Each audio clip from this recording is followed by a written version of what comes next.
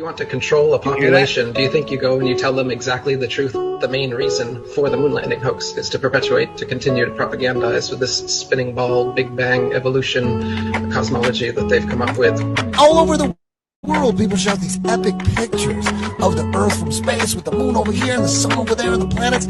There's none. I know, the thought of flat earth, it sounds ludicrous, but you've been misinformed since birth and you're new to this phenomenon, and I'ma spread the word. The media lies, it's controlled, it's absurd. Have you heard how this occurred? Admiral Byrd, the first man to fly past the South Pole, said it was astonishing this ongoing land, and the government took over, and here's what they planned. First they formed a treaty that was signed by all the nations, Antarctica off limits, except for Freemasons. They then formed a fake space program, NASA, with Walt Disney as their go-man. But now we know, man, it's all been a lie. Every single picture of Earth is fake CGI. It is Photoshop, but it has to be. They even admit it. Still think we landed on the moon, it's time to get with it. Trillions and trillions of tax dollars, what lit it? Plus they wanna hide God, another reason why they did it. The founder of NASA, evidence that he gave. The truth, it resides right there in his grave. A quote from the Bible about the firmament, with the sun, moon, and stars up in it and permanent. Gotta go with God, he spoke the earth into existence, with the sun and the moon at a much closer distance. The same size too, but you're taught a different tune. That the sun is 400 times bigger than the moon. God said the earth was a stationary plane. The Big Bang Theory's just a government claim. They've been fooling us all, we don't live on a ball. They want you thinking that this world came from nothing at all. Space is fake and they take away G-O-D. Space is fake and they take away your money. No proof to their truth, just theories. And we don't come from monkeys. Undesigned, divine, a sign, it's all meant for us. Research yourself, it's yourself you'll trust. I'd go to the moon in a nanosecond. The problem is we don't have the technology to do that anymore. Right now, we only can fly in Earth orbit. That's the farthest that we can go.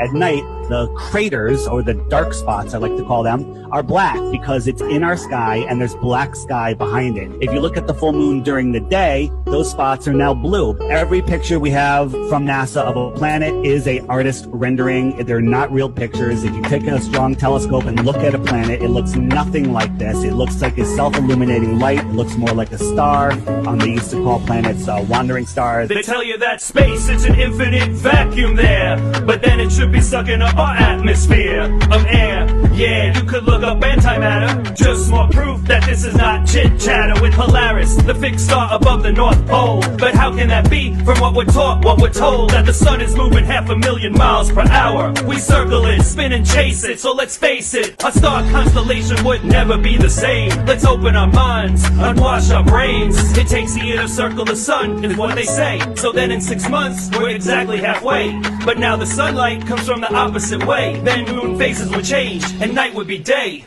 Our globe model doesn't make sense at all. Water sticking to the exterior of a spinning ball. Water self-levels, you can see that clearly. And don't tell me gravity, it's just a theory. If a force that strong could hold all our oceans down, then nothing would be able to rise up off the ground. Gravity's impossible, it can't be selective. It's just pseudoscience and you're taught to accept it. You're taught lies from evildoers with wealth. Forget Hollywood, the media, and think for yourself. Next time on a plane, just look out your window. Horizon's eye level when it should be below. If Earth was a ball, it would drop as you rise. Weather balloon footage, more proof for your eyes. Like our transparent moon, you can see right through. And it's not a reflection, you can see that too. You can see landmarks like houses that you shouldn't. If there was curvature, trust me you wouldn't. You will see ice walls anywhere you head south. A no-fly zone, you can check all the routes. Flight paths make more sense on a flat Earth map. It's the United Nations logo, what you think about that? They've been fooling us all, we don't live on a ball. They want you thinking that this world came from nothing at all. Space is fake and they take away G-O-D. Space is fake and they take away your money. No proof to their truth,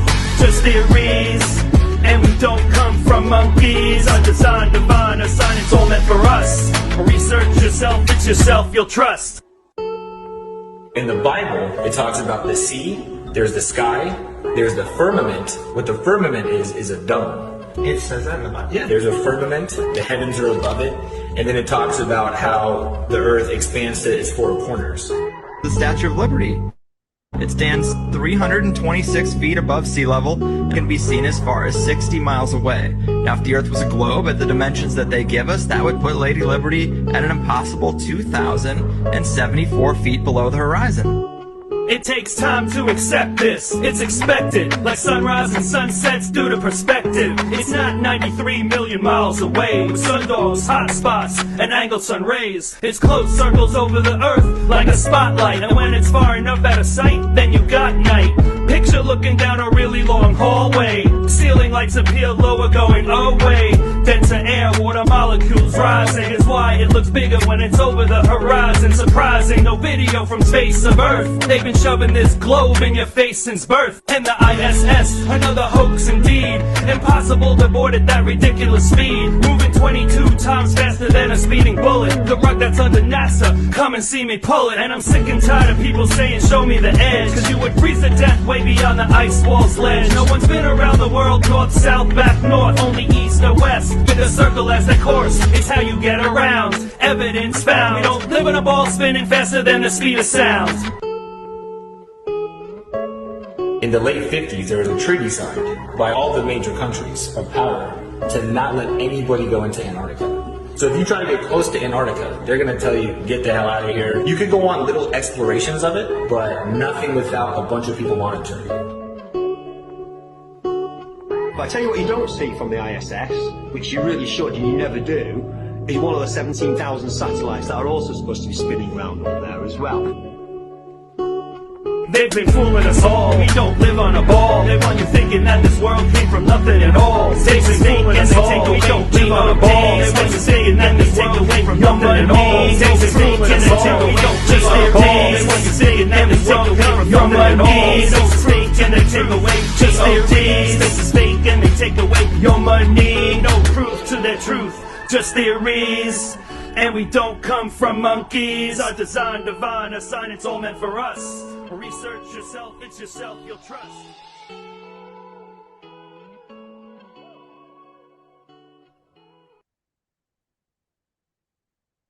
All right. Welcome, everybody. Nathan, you can unmute. Jump in. What do you guys think of that song? What did you think of that, Nathan? The music's getting better and better. PCs from Tinfoil Hat Factory, shout him out. He sends me these hats. He just put out 5 songs. They're on Spotify, and they're all amazing. They're like ODD level quality. We're just getting better and better at what we do. I don't even know who made that song. I'm featuring it on the app tomorrow, and it is fantastic.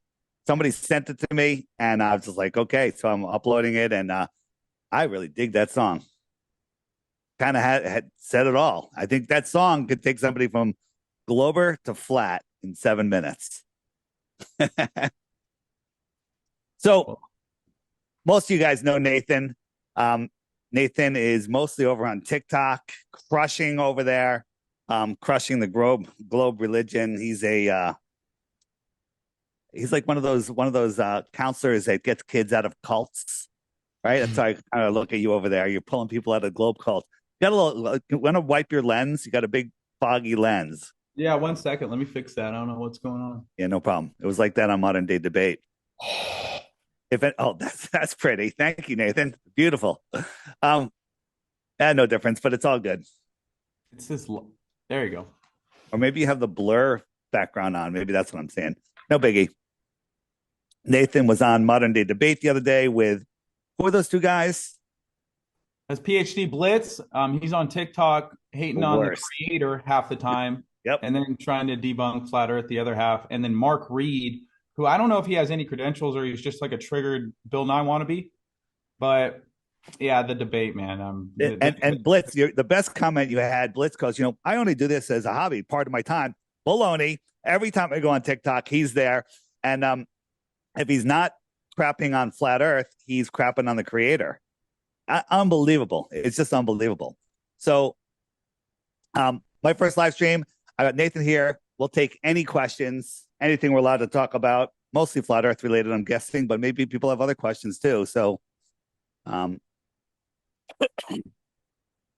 this is my fifth show today, so I'm losing my voice quickly.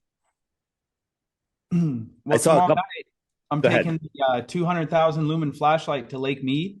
And I got the Fresnel lens, which is what they do with the lighthouses to propagate that light over 40, 50, 60 miles, which almost every lighthouse, if you look up the elevation of the lighthouse and the distance it's visible from, will debunk the Earth curvature. But I'm going to make my own, and I want to drop it down like 6 inches or a foot off the ground and blast it across. I want to go to Lake Tahoe, but we're going to do Lake Mead first just to kind of see how it works. And also, I just got a converted infrared Nikon P900 from Canada. I had a flat earther convert it for me, and I'm stoked to use that, Dave. So there's going to be lots of good evidence coming soon. You got somebody to work with you on the other side? Yeah, my buddy Miguel, he's with me right now. He's got his own P1000 and stuff. I just need someone who knows how to work the equipment because I have to be on the other side of the lake, but he's got his own 1000, so he'll know what he's doing. If anyone wants to join us, let me know. flatearthflyers@gmail.com. If you need flyers, flatearthflyers@gmail.com. Let me know. Tell everybody about your thumb drives. You got some awesome thumb drives with killer information on them. Let me show. I'm going to send a request to show. Yeah, yep. No problem. Sorry about that. No worries. And if you got questions, you can do them at the Flat Earth Clock channel or just put them in capitals and I'll try to get to them all.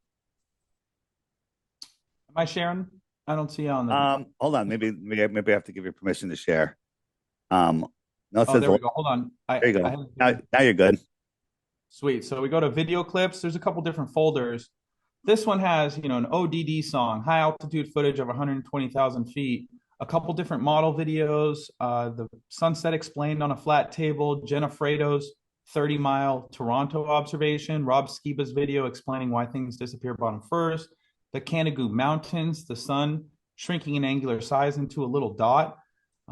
This one shows the ecliptic, NASA fakery videos, cold moonlight test with forward-looking infrared done by Ken Wheeler, them testing spacesuits in a vacuum. This is a 4-minute video on Satelloons and how those are all worked and how they can move them around and track them and send them up and make thousands of them a week per factory. This is the Go Fast rocket. And then we also have Flatten the Curve by Vika Drazev. The entire documentary is on here, really good detail. Nice. There's talk videos I've posted. I've got a silicon moon theory, a firmament theory that could be made of gold. I think they put that in our face a lot. Gravity videos and all sorts of good stuff I've pulled off of TikTok. My keynote speeches, my Flat Earth 101, my NASA fakery. Oh, nice. So you're letting people, that's awesome. Maybe I'm going to use that. If they want to give a presentation to their friends or family. Why not? A lot of people looking for that. That's awesome right there. So email Nathan at flatearthflyers.com. And his flyers are awesome. And those are awesome. Great resources. And again, we're all here together. Like you guys see me out here a lot. I do a lot. But if you just meet with one person a week, a day, a month, whatever, just whatever you do to get the information out there, because we're winning. The information's getting out there. And the more we put out there, the more people will see it. I'm even uploading my old interviews I have a backup channel, and people are seeing them for the first time. People I know are seeing them for the first time. So again, find your favorite videos and upload them, share other people's videos, make your own videos, whatever it is. Couple questions I saw. What happened to ODD?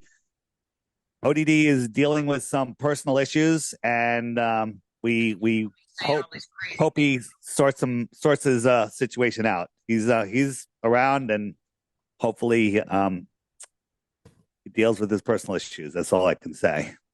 And then somebody asked, what happened to, I just saw this a second ago, Nathan Roberts. Do you have an answer on that one? I think his wife got tired of him being harassed over Flat Earth. So I think that was a family issue. I don't think, he wanted to stop preaching and teaching Flat Earth. I love Nathan. I stay with him at his house in Atlanta, and he just had a heart for creation. And all of a sudden, he just disappeared. But yeah, I've got his book over here. He was a great guy. He did a lot of good stuff for the movement. What's up, DJ Curious here from Strange World? That's coming on after this. We're at 10 o'clock Eastern. I encourage everyone, if you missed Zulu 1, we'll dedicate this show to him. Zulu passed away last week while restreaming Strange World. Real loss to the community. A great guy, loved everybody, and died doing what he loves, drumming and singing and streaming. So I'm sure the show's going to be all about him tonight. I think they're taking calls tonight. So That's going to be a good one. How long are we going for, Dave? A couple hours? 2 hours max. That's it. We're not gonna pull a Nathan on TikTok for 15 hours crushing Globers. And the problem is, I don't think any real Globers are going to show up here. But if you're new, if you have questions, if you're a flat earther and you're like, how does this work? How does that work? Nathan is the man. I think together we can pretty much cover almost anything. And that's it. Nathan, can you keep an eye on the chat also? Yeah, of course. I got pulled up here on my phone. So if I see questions, let me know. Are there Bible references for outer lands? I would say no. The book of Enoch actually says the firmament touches down at the ends of the earth. And we have one sun and one moon. So if there is land, it's inhospitable. It's not even worth traveling to. It's not anywhere we can farm or live or have a good time, set up restaurants and movie theaters. This is where it's at, guys. This is center stage. We've got dolphins, we've got blue whales, coconut trees, strawberries, David Wise, Sharon Flat Earth. What more do you need? We've got it all here. All right, Nathan, let me challenge you on this a little bit, because yes, I agree with what you're saying. But when God says the firmament touches down at the end of the earth, did he say where the end of the earth was? No, yeah, no. Okay, but no, he said there's only one sun. I'm with you. But you agree that we all see the sun in our own personal atmospheric dome, if you will. We all see it relative to our own position. So perhaps, no matter where you are, you'll see the sun where you are. Like when I show my my screen, like here, let me show you. When I show my apparent sun, let me pull this up. Where optics? So this is I divide my room with my sky sheet, and I have my sun in the firmament, or you could say, it's in the firmament. And so Paige is over here, and I say, where do you see the sun? And she says, okay, I see the sun over there, right? So this could be the outer lands, and then I'm over here on the inner lands, and we're looking at the same one sun in two different positions. Just an option. It's an idea, and it's worth investigating. That's all I want to say. Do you strongly disagree? Strongly disagree. One sun, one moon, bro. I think it's one sun, one moon. All right. But it's going around polar center too. So how would it illuminate the outer lands in any way that could be hospitable if it's all the way on this side of the flat Earth and the outer lands are? To me, I see it is, Dave. It's like a coping mechanism. Everyone wanted to go to space. We thought we could live on Mars in a dome. But I'm coping. In a dome. Now, then we find out we live on flat Earth in a dome, and we're like, oh, there's somewhere else we got to go. It's like we wanted to go to Mars and be in a dome. Now we're in a dome, and they're like, we still want to go somewhere else. Like people are just not happy with anything, even though we have everything we need here. Well, that's something to be investigated for sure. For sure.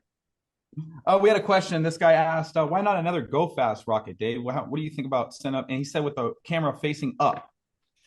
Yeah, the problem I see with that is cost, time, expertise, and permission from NASA.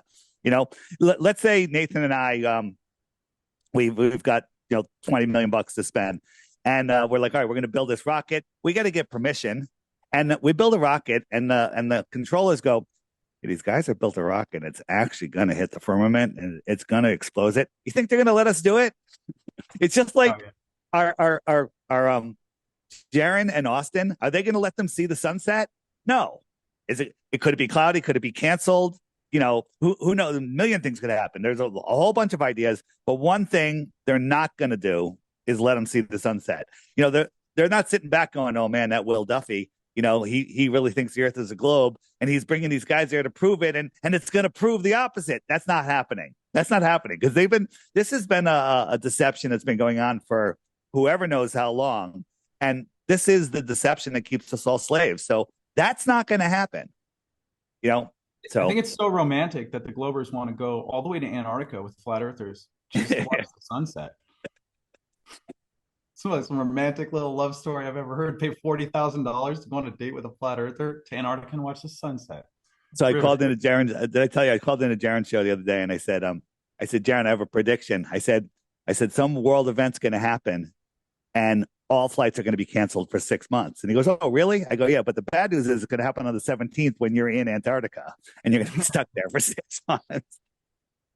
He didn't like that. Sun moved north and they're stuck there for 6 months, bro. It's going to be not bad news bears.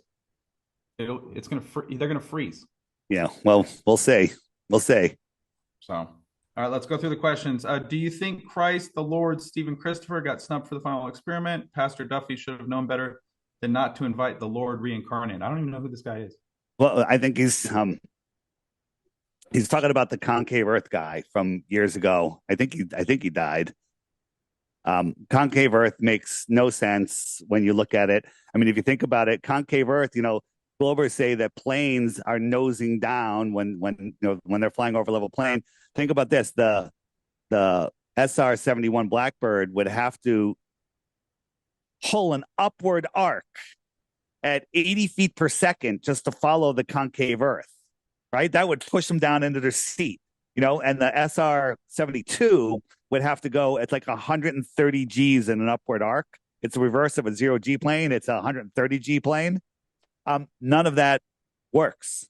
None of that works. So the concave Earth, and I encourage people, if you want to look into concave Earth, keep looking. Show me some good evidence. If you want to look into upward rising Earth, I don't believe it, but maybe you'll come up with some evidence that'll show me. But the stuff that they've shown right now is easily debunkable, the way I see it. A lot of comments. It's just few and far between with the questions. How to explain how the waves are blocking the bottom of a boat from up high on a cliff looking through a telescope? You want to take that one, Dave? Well, I haven't seen. I mean, when you're standing, Jaron had a great picture the other day. It was actually a Soundly picture, looking down this road towards this bay, but you're way up on this hill. And in the picture, the water looks like it's above your head, but everything is below your feet. If the Earth is a globe, right? And even on a flat Earth, but it's worse on a globe because it goes down. But I'll show you so we all know about perspective going left or, the sides come in, the top goes down, the bottom goes up, and everything appears to be at your eye level, right? Everything appears to be at your eye level. Let me just clear this. So this is what I call, where is it? Right. So here's a shot. And from where my drone is to where this last tree is about 2 miles. Right? From this last tree to where you see that horizon is about 30 miles. So not only do things go from the left to the right and the top to the bottom, but they go from the back to the front. Okay? So let me see if I got this. So here's 3 lines, right? From here to here is X distance, and from here to here is 50 times that distance, right? From here to here is a 1/4 mile. And from here, it's hard to see, New York City is right back there, is 25 miles. So it's 100 times the distance crunched into there. So when you have something like a boat, it's getting smaller. It's getting smaller. And at this point, it's no longer going farther into your visual space. It's only getting smaller. Because from your point of view, it's not really getting farther. It's just getting smaller. And a little wave here will hide all of New York City. Exactly. Yeah, that's called foreshortening. Is that called foreshortening? That's what I said it was, but somebody said that's not what foreshortening is. Yeah, there's 3 components of foreshortening. Things in the distance get smaller, things appear compressed in the distance, and the third thing, the most important that Globers never think of, is smaller waves in the foreground or objects in the foreground could obstruct distant objects, which have become smaller and compressed in the distance. That's foreshortening. Those are the 3 components. And so, the problem with this, right? We have our sun setting and we have our coin. What do Globers say about this, Nathan? They say You're below the table. You're below the camera's the table. below the table. But then when we zoom in, we can see the coin again. But I agree. I agree with the Globers. When we zoom in, we're making that iris bigger, and the iris is rising above the table, and it can see. Right? So I agree. The camera is below the table. But this line right here is not at your eye level. It looks like it's at your eye level. I say this line is 20,000 feet above your eye level. How? Because very good. So let me show you. So here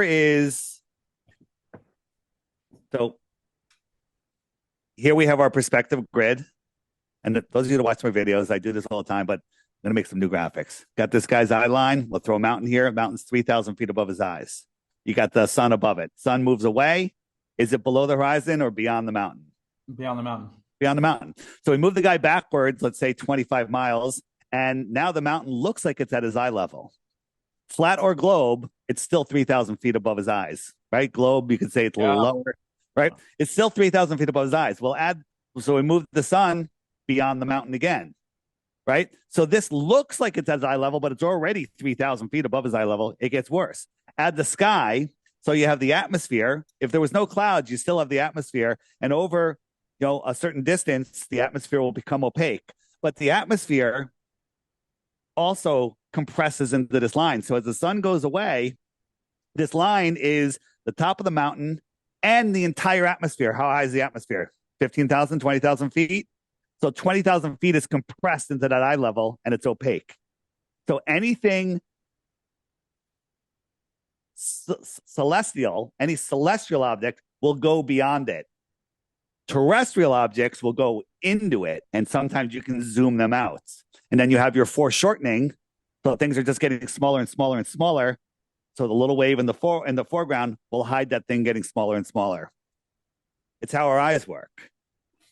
I have a video where the camera's clearly above the table on the thumb drive if you want me to pull it up and show people real quick. Sure. But we have a question. Yeah, when you're ready. Have you seen Crow finding the second sun, Dave? I have seen Crow's work, and those sun pictures are mind-blowing, and it basically shows me that anything I thought I knew about the sun, I don't know. Yeah, here's a funny one. Globers will cry because this one doesn't have a solar filter, but the atmospheric conditions are perfect for this one because the sun just shrinks into a little dot. I can line this bar right here up with the horizon, and it starts fading away well above the horizon because, like you said, all that atmosphere is not only there, but it's compressed right at that limit, right at that vanishing point. So look how far above it is. It's not even going down anymore. It's just moving away and attenuating. You see that? The camera drops. He stops the camera, but I mean, this is a great video. And Globers cry there's no solar filter, but we got it shrinking with the solar filter too. Here's the one with Rob Skiba did. It's above the table for sure. And then he slides this chair back. He's got it on a chair. Camera's on a chair, and he just slides the camera back. And you'll see the top of the table here. On each side, you can still look down at the table and see the surface of the table. Dave, I can't hear you. You're muted. You were gone for 2 minutes. When you started your video, everything froze.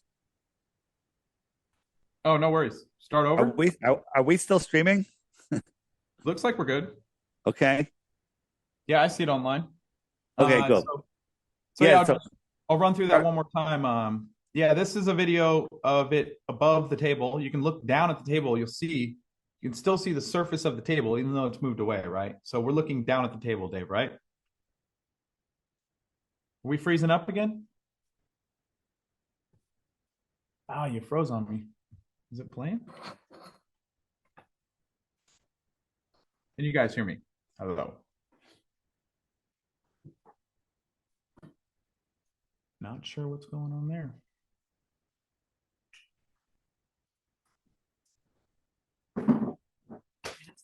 Dude, what are you doing? Come on.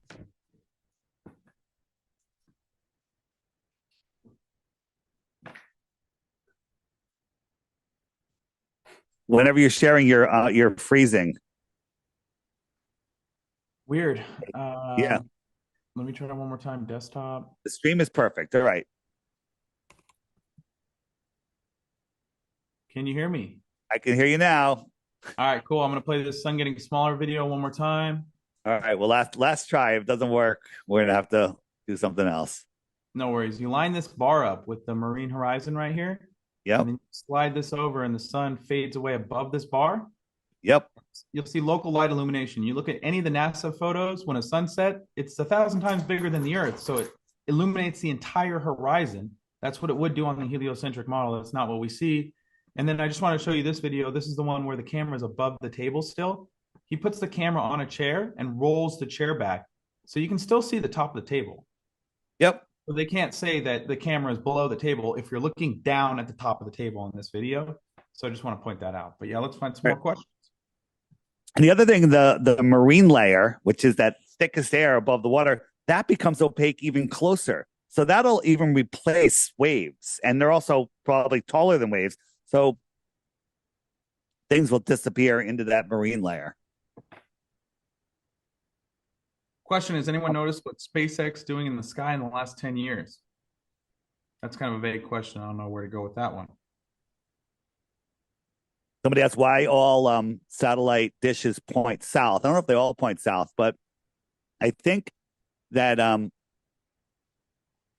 they bounce stuff off of the dome along the center of the dome because in the 80s, yeah, my father lived in the Caribbean, and we had a giant dish on our house, like 20 feet wide, or it was huge. And it moved from, there was like 5 or 6 or 7 different spots in the sky where it would pick up a series of signals, like 10 or 20 channels.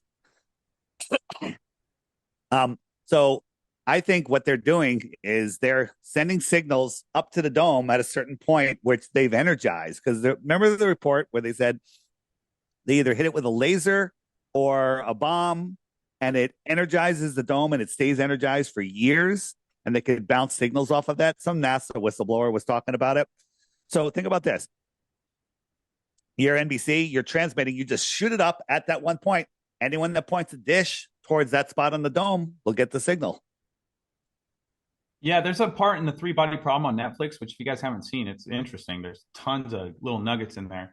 But the military in China is sending a signal to Jupiter, and they're sending it to the sun. It's coming down through Jupiter or something. And the lady was like, how the hell is that happening? She couldn't figure it out. But on a flat Earth, it makes way more sense. I think there's a layer that they'd have to get through before they could hit the firmament, like the sodium layer. It's 50, 60 miles up. It's allegedly 3 to 7 miles thick. I think I've got a theory that could be what's causing the rainbows, the color to refract for the rainbows. I don't know. It's just something I'm throwing out there, but it's thick, and I don't think they can get through it with a rocket. And I think they could be skimming across that rather than like the hard surface of the firmament. That could have been also with the Go Fast rocket hit.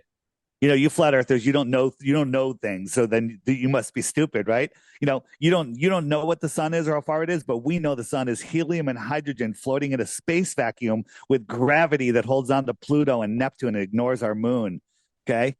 You know, that's also what they know. They want us to explain what the friggin' sun is, and that's what they think the sun is.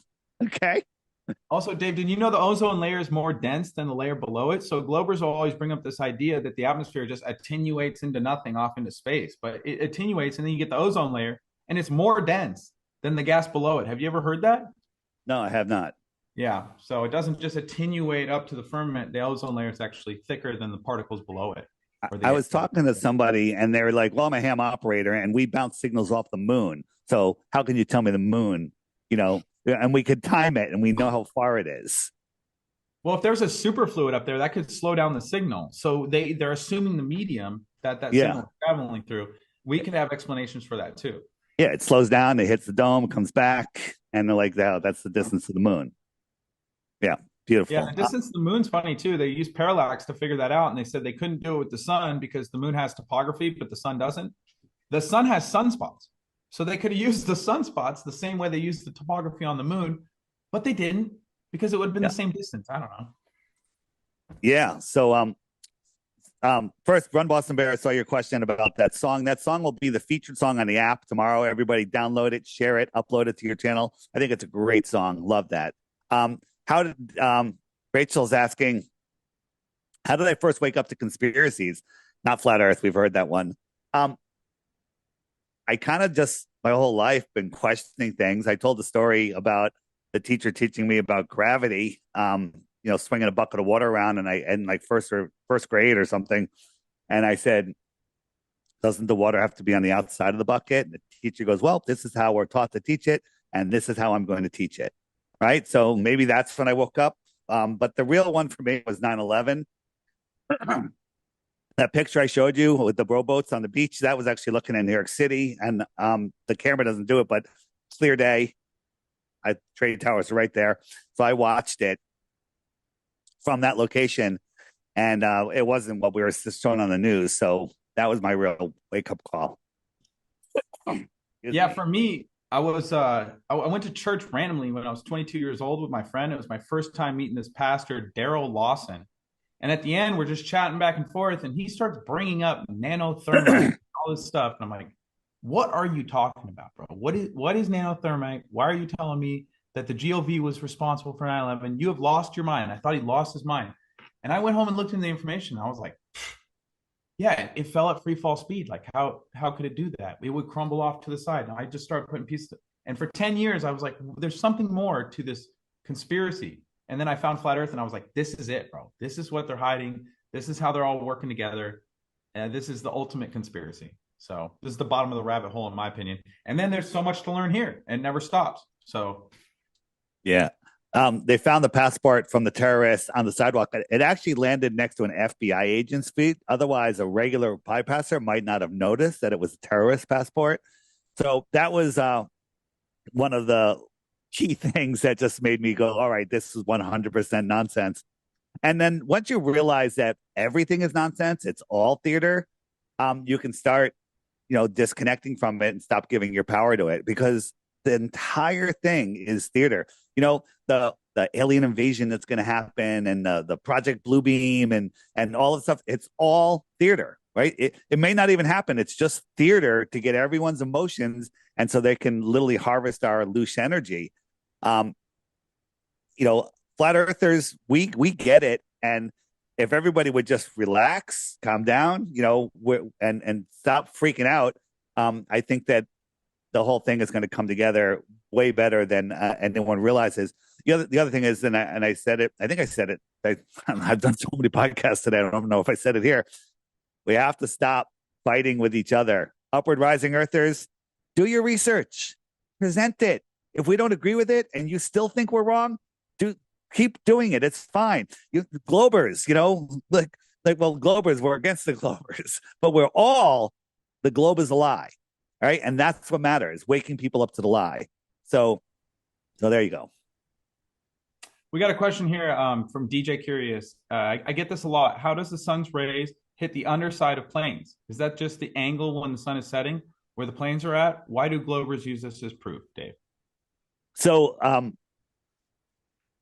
who just did a video on that? Debunking David Keegan. On the app, if you go to the more resources page and we go to the debunking the debunkers, which is right there. Let me pull this up. And I believe it's one of the first videos right here. Debunking Dave McKeegan's Sun Under Plane. Second video in the Debunking the Debunkers section. And he shows that it's just how the sun reflects, right? And another thing you can do, if you look at it here, if you go to the images section and put sun under, UNDR, there we go. And these are pictures that I took just over a couple days, and anyone could take pictures and showing the sun under clouds, right? So here's the sun clearly underneath the clouds, but the tops of the clouds are lit.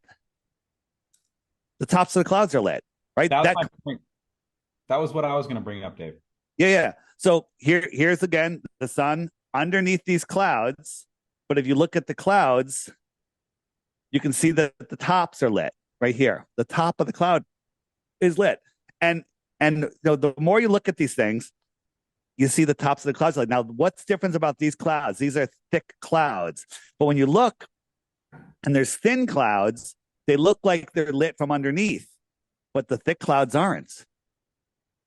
It's just the sun coming through the clouds. It's how we see. If you're standing on the street, it's 3 or 4 o'clock in the afternoon, and there's a highway overpass, and you see the sun underneath the highway overpass.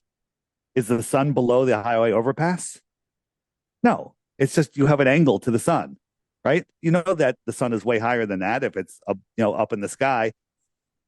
So that's how we think we see it. And also in the debunking the debunkers section, there's a whole bunch of videos done by P-Brain and Taboo Conspiracy on the which mountain is that they all love with the sun on? Yeah, Mount Rainier. So I think it's important to note that the sun rays are not reflections. The sun rays are electromagnetic energy coming from the sun down from the firmament. A reflection is point of view specific. Just like when you're standing on the beach, Dave, and you see the reflection come down to your toes, and then you look at your wife and she sees the reflection come down to her toes. She doesn't see your reflection and you don't see hers. So think of someone directly under the sun where you're seeing the sunset while it's reflecting off the bottom of the clouds. If they zoomed into your location, are they going to see the sun rays reflecting off the clouds while the sun is directly above their head at zenith? No, that's a point of view specific observation. If you're on the top of a mountain and the sun's setting, or you're in an airplane and the sun is setting, you'll never see the rays from the sun come through the cabin or through the fuselage of the airplane, the window, up. Never see sun rays coming up. You can see a reflection of sunlight off the sky, but that's point of view specific. That's based on your observation and where you're at and your location. What do you think about that, Dave? I agree, 100%. There's somebody just said that they've showed me evidence and I ignore it. I have no idea what they're talking about. I don't know who they are. Nucksec. Dave, I presented evidence. You literally ignored it. So don't front with this share evidence BS. If you don't like it, you're just ignore it. No idea what you're talking about. What does this one's from Gene edited, and all of a sudden my chat scrolled. He wanted to know about how the sun was hydrogen and helium and it condensed enough to start fusion in space. What's the question? The hydrogen and the helium floating around in the infinite vacuum of space, coalescing into a mass so gigantic that it could start to fuse like in on itself and create nuclear fusion. And burn forever, burn for billions of years. Forever and ever, billions of years. And not get smaller, right? Not get smaller. You know what's helium and hydrogen in our sun? So much that it can burn like 640 billion tons an hour or a day, whatever it is, and still not get smaller after billions of years. And the entire time it's like ejecting particulates. That's what the northern lights are, right? They claim it's like solar flares and stuff being ejected from the sun. You know how much helium and hydrogen you need before it starts collapsing upon itself? In the words of Monty Python? How much? A lot. A lot too much, bro. I just watched The Life of Brian with Paige for the first time. First time she's ever watched it last night.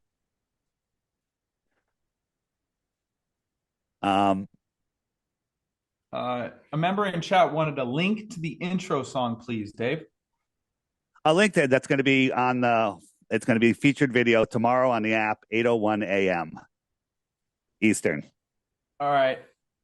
Well, that guy's name is It's Flat, so he must be trolling with that question. He's like, why can't I see across the entire United States? So we'll just skip over that one. Guys, 400 people here. You guys are awesome. Thanks so much for sharing and being here. We really appreciate it.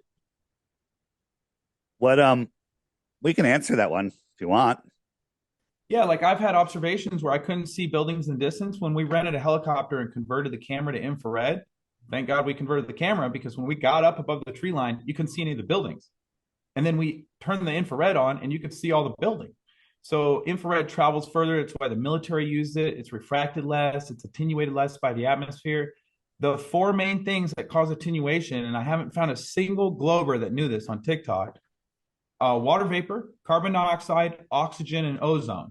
And so those things are always in the atmos. They're always going to be attenuating the light. Attenuation is absorption or reflection of the electromagnetic energy. So I don't think we're refracting the light around the curvature. I don't think they can use the word refraction. The word is distortion. It's similar to looking through a lens. A good example of refraction would be putting a straw in water. So when we look over at this mountain right here, there's no straw in water. There is a lensing effect. So it's distortion, not refraction. Don't let them say the R word anymore. It's a bad word. This is infrared camera, and this mountain's just over 7,000 feet. There's over 7,000 feet of curvature, so we should only see the very tip right here. But this is infrared. Take off the infrared, blue sky, and no mountain. Right? So you know what a Glober calls blue sky, no mountain? They call it Earth curve. But it's just the obfuscation of the light through the attenuation of the light. And this is Mount San Jacinto. I said it right for the first time. San Jacinto. Okay. Every time I mention it, somebody sends me an email phonetically spelling it for me. Like, Dave, you got to get it right. Right. So there you go. Speaking of email, Michael Barker, what is the email again for Nathan? My email is flatearthflyers@gmail.com. Yeah, buy one of his thumb drives and a couple packs of the flyers, and arm yourself up with some good video, and pop those flyers in people's stockings and under their napkins at the Christmas table. That's always fun, right? Can I roll on that one, Dave? Also, I looked at my Patreon on my birthday 2 weeks ago, and it was $30 a month. And I go, I've done over 300 meetups, traveled to South Korea, done speeches on stage with Rob Skiba, Marks. How do I have $30 on my Patreon? It's because I never talked about it.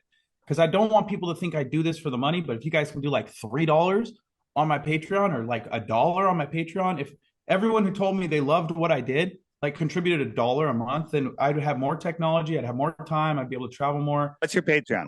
So love you guys. Patreon, let me What know. is your Patreon? Where do you find it? Patreon.com/Nathan Thompson.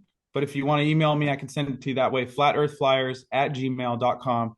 Thanks for letting me say that real quick, Dave. I appreciate it. No problem. Listen, again, I don't do this for the money. We both do it because nothing makes us happier than helping other people reach their full potential, see their connection to who they really are. And that's our real thing. You know, the reason I love Nathan is because he's authentic. Okay. And when you look at somebody that's highly loved, they're very authentic, right? They're just authentic people. You know, being authentic is the key. It's right up there with love. Maybe even higher, right? But you can't have one without the other. We had a question why we can't see Polaris from the southern hemisphere. I think anytime a Glober brings up Polaris, they're essentially waving the white flag. They're like, I can't prove curvature. I'm going to use a stationary pole star to prove I'm moving through space at breakneck speeds. But the explanation for that, I just go to the Walter Bislin Flat Earth Dome model, and I can show that on screen. I got it pulled up if you want, Dave. I have an easier explanation, but go ahead. You can show that first if you want. This is how I explain it on TikTok for people. So I go here, and then you just line up the camera direction, and you can see Polaris here. We'll give you like a sideways view, and then we move away with the green bar, observer latitude, and it drops to the point where it's no longer visible at the equator, and you have a whole new set of stars that are latitude, longitude dependent. And that's why planispheres, when you buy planispheres, they're latitude and longitude dependent, because where you are is going to determine what you see. And I got a couple of planispheres right here. Nathan, how high do you think the dome is? I have no clue, bro. No clue. Okay. I have no clue. But yeah, there's more constellations in the south. The north and south are not analogous in like a dozen ways, but just off the top of my head, more constellations in the south, more time zones in the south. My friend Chris is doing research on how the stars are precessing faster in the south. Fauna and flora is different in the north and the south. Drastically different world record lows for temperatures in the north and south. Different seasonal temperature ranges in the north and the south. That's why I think they call it the Arctic and the Antarctic, because it arcs around the observer in the north and it ticks like a clock. That's why they do celestial navigation in arc seconds, minutes, and degrees. And then in the south, it's the antithesis of that. It's the opposite. It arcs away from the observer, which is what everyone's waiting to see this month. So I think we're gonna see it arc away from the observer. That's how it gets the name Antarctica. So good questions from the chat. So I'll have a simpler explanation for. I think I can make no claims on how high the dome is, but I think that it's very low. I think it's very low in comparison. And when we look at these snow globes, it would be more like a CD case, you know, a low lying dome. So if we're in a room, let's say we're in a Home Depot and the lights in the ceiling are just in random configurations, and we look up and I say, Nathan, you see that octopus? You see that horse? Yeah, it's cool, right? So now we're going to make the Home Depot 100 miles wide. And I say, Nathan, go for a walk. And about 20 minutes later, I call him. I can't see him. He's a couple miles from me. And so I call him on his phone. I say, Nathan, look up. Do you see the horse and the octopus? You're like, no, I see completely different lights. Like, well, then the Home Depot is a sphere, right? Because it's simply perspective. And now that's just like, in Vegas, that's where you live. And you go to the Bellagio, the one end of the hallway to the other, the ceiling is touching the floor. That's just in a friggin' hotel, right? Imagine that 10 times longer, you wouldn't even be able to see the person anymore, right? They look up, they see different lights. And that's how simple it is. So, the Globers say, well, here is Polaris right here. So it's straight up. That would be 90 degrees to the floor. And when you go over here on a flat Earth, there's 45 degrees. You go over here, maybe 25 degrees, right? But it would never hit the ground, the Globers say. It'll never hit the ground. Yeah. Because this is an orthographic view, which doesn't exist in reality, right? So this is the view as he goes backwards, 45, 25, and then a little farther, it's going to go into that atmospheric soup. It's going to disappear behind the atmospheric horizon, which appears to be a line that's opaque. You think it's Earth curve if you're a Glober, and that's how it happens. Hey, everybody, a quick message that I'd like to share with all of you. Our lives are filled with toxins in our air, food, and even in the information we're taught. Avoiding them all is impossible, but helping your body detox doesn't have to be complicated. That's where Masterpiece comes in. Just 5 drops under your tongue twice a day, and that's it. Super easy, super simple, and it doesn't even taste bad. I've tried countless supplements, and while generally I'm pretty healthy, I didn't really feel much of an effect. But with Masterpiece, it delivered noticeable benefits. Check out the podcast I did with Terry from Masterpiece, linked below this video, or you can find links directly to Masterpiece on my website, flatearthdave.com, or in the shopping section on the app. The key to health is to detoxify. Now back to the show. Somebody wants me to talk about how I think that the moon has something to do with the transportation of souls, delivering them to and from this soul system. I have no proof or evidence of it, but it's something that I've read about. Other civilizations have talked about it, and makes sense to me, but I couldn't tell you how it works or if it's right. So it's just something that I like looking into. MS said, do you know anything about sulfur hexafluoride? They can't find a video Iru Landucci did on sulfur hexafluoride. Yeah, it's not a naturally occurring element, and Globers use it to demonstrate how you can put gas in a container that's not a closed container and float like an aluminum foil boat or something on top of the gas. But if you leave that there for 6 or 12 hours, the air that's inhomogeneous and anisotropic, the air conditioning from the ceiling of the room they're in, it's going to move that gas out of the container. So it would not stay in that container without a closed container. So in my opinion, they're kind of shooting themselves in the foot with that non-naturally occurring gas that they're putting in a container, by the way. Dave, you're muted. Heavier than the air, so you can it's kind of like water. Water will go in an open container, but you remove the sides of that container, you have the same problem you have if it's water. It's gone. Monty said, are you saying the universe isn't expanding? In the 1600s, they did something called the Magdeburg hemispheres. They had chariots of horses with the copper sphere, and they had a vacuum inside the sphere. The chariots of horses could not pull the 2 hemispheres apart. So they claim outer space is expanding in all directions at almost the speed of light. And they can't even pull a little copper ball the size of a basketball apart with chariots of horses. That's how strong a vacuum is resisting that force outwards. And they've just hijacked the minds of the Globers and been like, yeah, it's a vacuum, but it's also expanding its volume in all directions too. Ludicrous, absolutely ludicrous. I'll tell you a story. Once upon a time, there was nothing, Nathan, and then it exploded and it became everything, and then everything, the gas started collapsing into massive balls. Some of them 186,000 miles long, some of them 1 million times bigger than that. And then they burn forever in a space vacuum, and they have gravity, and they could hold on to certain things, but not other things. They only hold on to planets. But whenever another ball is near a ball that has gravity, the farther gravity ignores that gravity because the closer gravity hold on to it, and it works perfectly like a clock. You could actually set your watch to it. It's amazing, isn't it? And then our great grandparents crawled out of a pond, and then next week Elon Musk gets to put a chip in our brain. There you go. We live happily ever after all, dude. Like what a great story. It's amazing. So, if the Earth is rising, do raindrops rise and fall at the same time? That's actually a pretty funny question. Oh man. Why can no one show the summer? Why can no one in the southern hemisphere show the sun's path in southern summer, flat or globe? I guess we'll see in a few weeks. Yeah, we'll see. But again, if the sun does set, which they're not going to let us see, but if we did see it, we're like, okay, the globe is dead because they make that positive claim.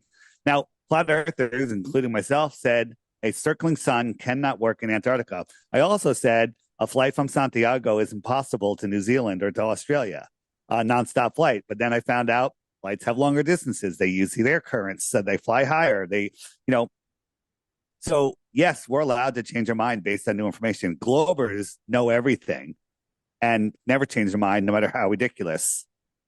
Dave, have you ever seen an example of water flowing uphill or upstairs? The Nile River? No, check this out. I saw it on Action Lab. He took a superheated surface and you put drops of water, and even though the surface is tilted upwards, because the water gets superheated, there's a layer of gas that forms, and you'll actually see the drops start going up. They travel uphill, bro. And I was blown away. I was like, wow, I thought water always goes down. We now have an example of water going up. And if you had little grooves in it too, he showed it like a file, you can actually get the water to travel upstairs. So it was interesting. Crazy. Action Lab, dude. I find out so much cool stuff from Action Lab on YouTube. Check them out. When we started doing all those tests with the moonlight being cold, which is true, the moonlight is provably colder, but 99 out of 100 of those tests people do incorrectly and get a false positive. But if you do it correctly, like Nathan is showing you right there with that proper tool, yes, it is. And so then the Globers came out and they said, you can't have cold light. Literally the next day, Cody's Action Lab came out with the cold laser video showing that they could freeze things with a laser. It's like the creator works in amazing ways, Also, the moonlight will illuminate scorpions. So it can't be sunlight. Sunlight doesn't illuminate scorpions. Yeah, there's certain scorpions that'll become illuminated. They'll glow in the moonlight because the ultraviolet light from the moon, and even the ESA, space.com, the NASA will admit the moon is magnitudes brighter in gamma than the sun. So there's no chance it's reflecting sunlight.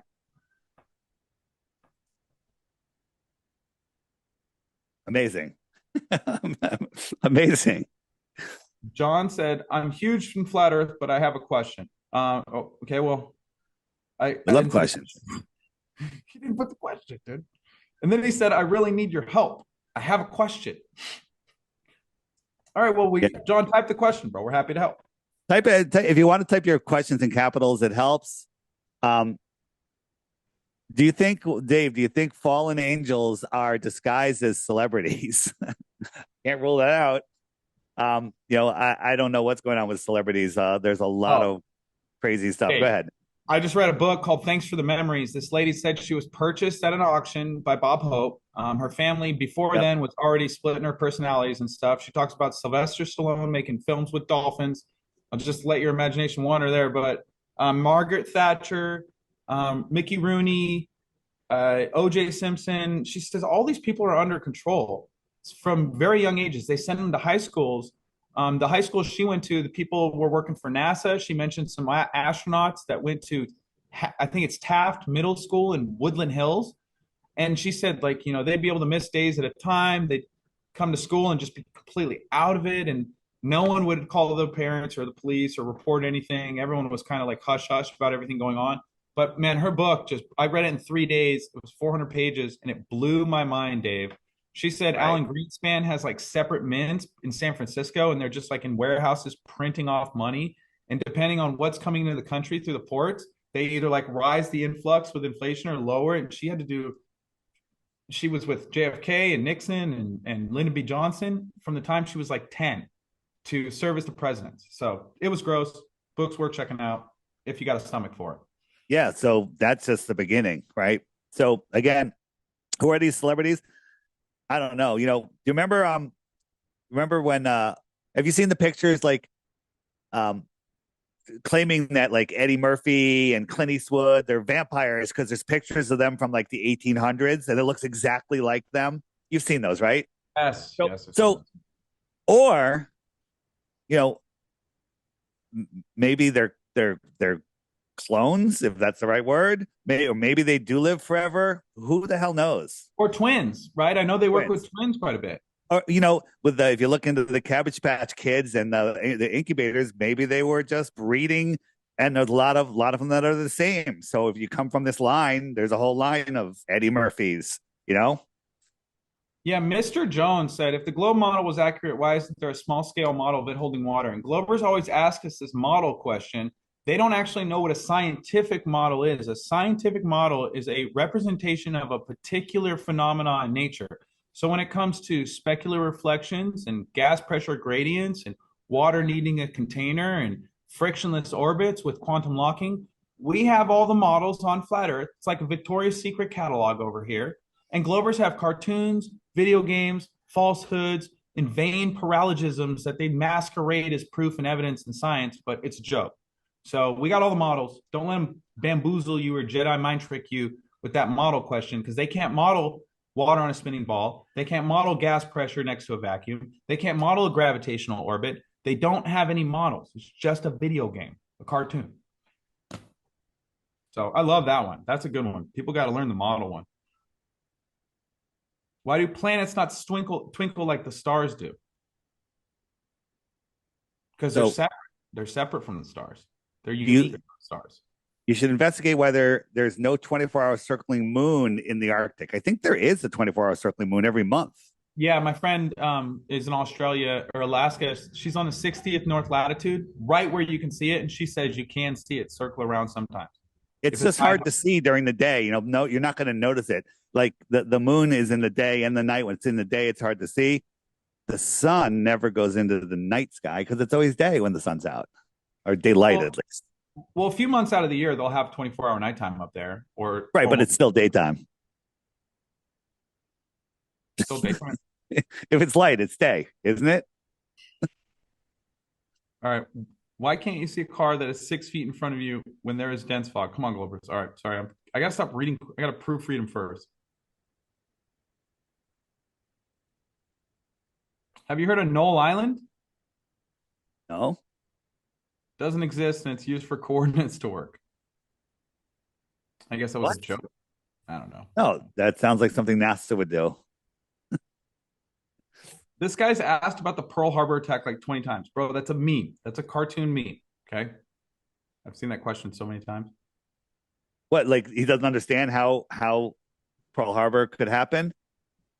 Oh, this guy said, how would one explain the sun reflecting on bottom of clouds at sunset? That's the guy, John, who's been screaming, answer my question 20 times.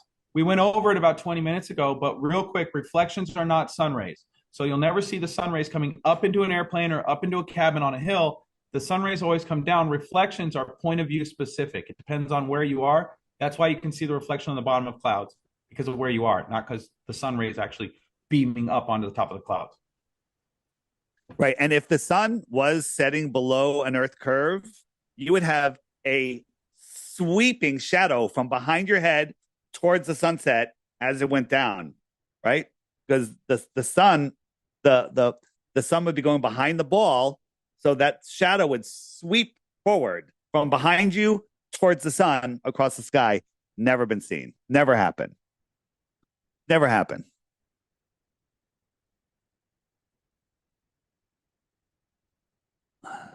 Someone says, Nathan, what's your YouTube channel name? My YouTube is Be The Change, one word. It's a backup account. I actually don't even have control of the Google that account is on. So, what is your TikTok? At the Real Nathan Thompson, at the Real Nathan Thompson, or at Enoch of TikTok. I have two of them. I already got a backup because we're censored over there like crazy too. So. What do you think is causing my house to shake 25 miles from Stennis Space Center? they're testing Artemis there. Well, by the way, they just did kick the can down the road again. Artemis is delayed just 2 more years. Don't worry. In 2027, they'll prove it to us. No worries. They do have giant engines and speakers. They literally can make a lot of noise. Using a rocket engine bolted to the ground to shake the ground isn't mean anything about going to space. So they're creating, vibrations and sound to make everyone for 50 miles think their rockets are taking off. Yeah, there was a guy who was near one of those, and he said it was going to rain a few hundred miles away in Missouri because of this cloud generator. But he said it was the loudest thing he's ever heard in his life, and he was a mile away from the cloud generator. So that was an interesting video. Nathan or Dave, would you be able to comment on McKeegan's Battle of the Beams? Debunk. I've never heard of this. Ask it again. McKeegan's Battle of the Beams? Debunk. Have you heard of it? No. Me neither. I don't watch him. Is there a simple, easy explanation why we have snow-capped mountains with a local sun? Nathan? Yeah, I would say that the sun rays can't actually be measured hot until they come in contact with gross matter here on the Earth. So, and then that heat rises through convection. So, that's why it's colder at higher altitudes on both models, even though the heat is coming from the sun.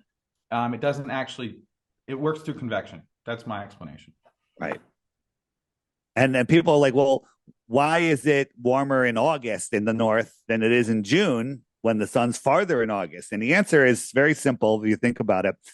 You can kind of make a spreadsheet. For simple numbers, let's say the Earth cools every night by 10 points, just for a number. So at nighttime, the Earth cools 10 points. So let's start with April. In April, in the north, the sun heats up 11 points. It cools 10. So it's 1 point warmer. May, it heats up 12 points, maybe 13 points. Cools 10. So it's warmer. June, heats up 15 points. 20, even 20 points. Cools by 10. So it's getting warmer. In July, it's going to heat up. So it was 15 in June. Let's say it's 14 in July. Then let's say 12 in August, right? It's still cumulatively getting warmer. But then in September, it only heats up 9, cools 10. October, it heats up 8, cools 10. So now it's getting colder and colder and colder. It's that thermal heat. So that's why it lags. It gets warmer a little bit, and then it just goes all the way around. So think about it that way. Yeah, I mean, here in Vegas, I can't walk my dog for 3 months out of the year because the ground's 160 to 180 degrees. And then just above that, the air is 110. So, and then the heat's going to travel up. That's why there's going to be ice on Lee Canyon over here. As you go up in altitude, you get less and less of that heat from the sun off the surface of. Somebody wants me to center my hat. This is Matt Landman's tinfoil hat. It's got silver lining on the inside, so it's a tinfoil hat, a real tinfoil hat. Literally my head's in a Faraday cage right now, and it's awesome. I would wear this thing all the time if it was cold enough. I have a fake tinfoil hat, but I like yours, Dave. I got to get one of those. You can find them on the app. Discount code Flat Earth. Matt's a great guy, and the hats are awesome Christmas gifts, and they're really well made. Amazing. Sparrow is the name of the company, I think. Sparrow? Yep, I can read it on your tag right there. Yeah. Oh, there you go. So it's right down here. Bam. Sparrow, 10% off with Flat Earth. They have shorts. They have shirts. They're actually really well made. Guys, if you have a question, if you could leave it in all caps, that'll stand out for us. We'd really appreciate it. Anybody in the chat going to Anarchapulco? It's going to be a great conference this winter in Acapulco. And we got Run Boston Bear joining us. Let's let him in. The mayor of Flat Earth is here. Everybody relax. The kids must be down. Hold on, I got to put on my glasses. There we go. Much better now. You got to unmute, buddy. I said, what's going on? What's going on? Run Boston Bear literally FaceTime me running in a half marathon with his pregnant wife. Yeah, that was awesome. I'm glad you got the call. And you know what? You're such a nice guy. I couldn't use my favorite joke comment of all time. When you see a pregnant woman that's beautifully pregnant, obviously pregnant, you say to her, you go, you don't even look pregnant. You just look a little fat, right? It's the greatest line ever. You could totally use that with my wife. She's chill based, and she would have just laughed. I'm just kidding. Nathan, I'm glad that you shouted out your TikTok because I have notes. I was like, Enoch of TikTok, look him up, guys. He's got 6,564 followers. He does lives all the time. You can join in the conversation. So Nathan and I met at the Greg Locke Dean Odell debate. That's where we stood in the back and chatted it up. I wanted to shout out domeshot.io. Just go to domeshot.io, read about this dome because it's amazing. It's fun to be a part of that. And then, Dave, I wanted to tell you I shot Dr. Steve Young an email this morning just because I was listening to his book, A Fool's Wisdom, and he also has headflux.com. I'll spell that. I'm going to drop it in the chat in a minute. HEDFLUX.com because he makes what he calls alchemical music. So it's tuned to the right frequency. The beats are sick. And today I ran 20 miles. So I ran a half marathon yesterday and 20 today by myself on the trails with his music when I was going 20 minutes fast. And when I was doing 20 minutes of recovery, I switched to his book. And I did that for almost 3 hours. Wow. Wow. You're out of control. But what's funny is when I sent the video, it went upside down and he responded and was like, I thought you were in Australia, bro, because like he knows it's a plane and he was just messing with me. But his book, A Fool's Wisdom, let me look at what he said. It's winning, not awards, but I'll look it up. Also look up markgober.com under his book section. He wrote An End to the Upside Down Cosmos, and I think you did an interview with Mark, right? I did, and his book is right in here. Right on the main page, right there, End of the Upside Down Cosmos. He's got a whole series of great books. The guy's awesome. That's awesome. And, he's not afraid to look into the truth. Hey, getting to a couple of questions. People said someone's talking about the app. Any chance you can not have it in landscape mode, have it in portrait mode? I hate portrait mode, but no, that's everyone takes pictures in portrait mode. I mean, in portrait, not landscape, and I'm a big landscape guy, but you can't because it doesn't work. There's too much going on with the app. There's certain parts that are portrait, so no, we can't change that. What do you think about stars being seen through the moon? It's called the Coolidge effect. Even on the globe religion, it happens allegedly. So I haven't seen it personally. I've been looking for it for 10 years. But Goot Juice says, my son's in kindergarten. What map should I put on the wall in his room? I want a good FE map. I just found a really cool map. It's like the Navy Gold Gleason map. It's got a bunch of extra information. I just ordered it. I don't even know what's on it. But that one's really cool looking. The Gleason map, I mean, it works just fine. I don't know what's wrong with the Gleason map.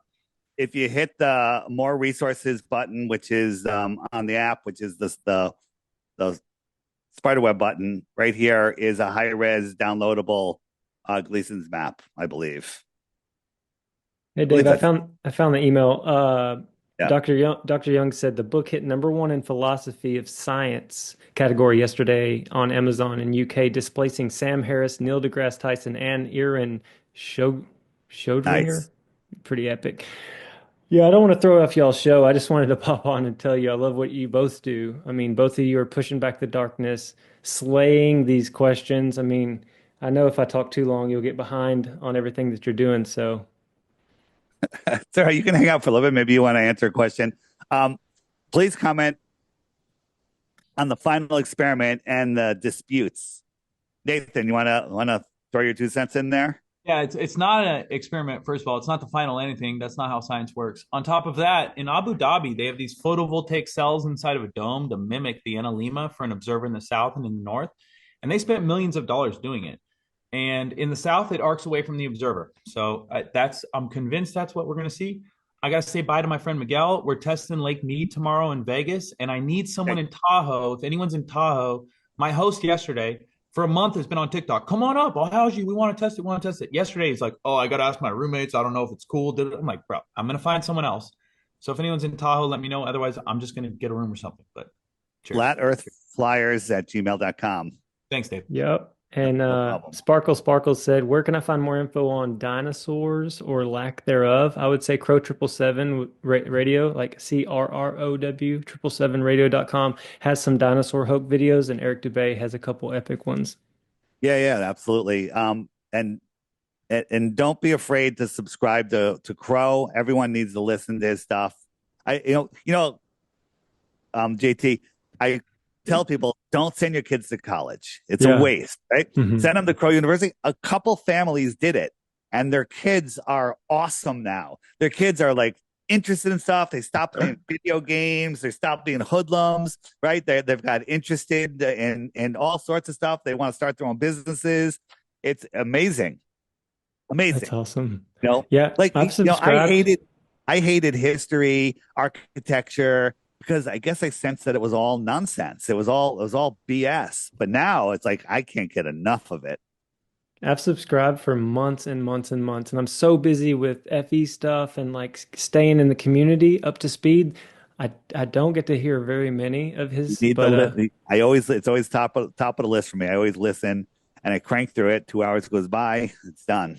I'm gonna have to do it. I mean, I'm trying to catch up on Steve Young's book, A Fool's Wisdom, and Mark Gober's book, and the reason I'm shouting them out is there's something coming after the final experiment on my channel with those two and with it. So listen. Here's a little trick. You know how you listen to stuff on double speed, right? Yeah. So when you're running with all of the kids, you can actually put two different things: one earphone in one ear, and another thing. So listen to Crow in one ear and Goberg on the other while you're running with the kids. Okay. And I've done stuff like that before. I've been on Flat Earth Friday, staying in tune in the right ear with what's happening totally, and then watching something that I really need to get caught up on. And my brain is kind of working double time, but I can do it. It's not good. Let's see what we can find with questions. Yeah, it kind of hurts your brain a little bit. Are there records of comets appearing day and night for days? Comets? Yeah, like Halley's Comet. That's normally around for a few days, correct? Yeah. But that's like once every 76 years. It's cyclical. Yeah. It just stops by to say hi every once in a while. And then according to the NASA article, it goes home. Wherever home is, I don't know. So Halley's Comet goes way out, right, for 40 years, right? And we're flying 500 million miles, 4.4 billion miles a year. And somehow it knows to come back to where we are, right? And so it goes home again.